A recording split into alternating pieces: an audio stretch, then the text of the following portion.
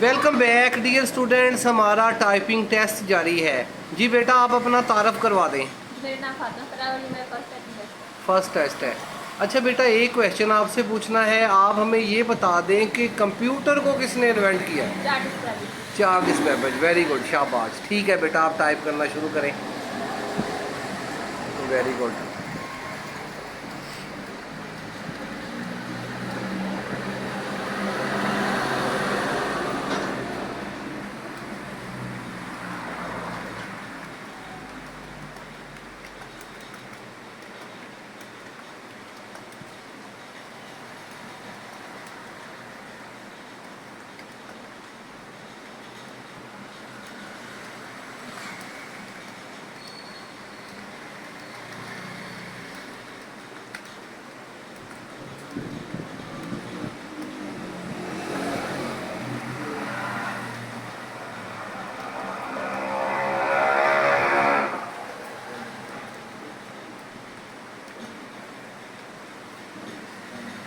Yes जी, 46।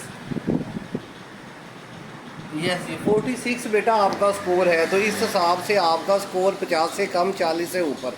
तो आपको 25 में से 20 नंबर दिए जा रहे हैं। ठीक है, शाबाश, वेरी गुड।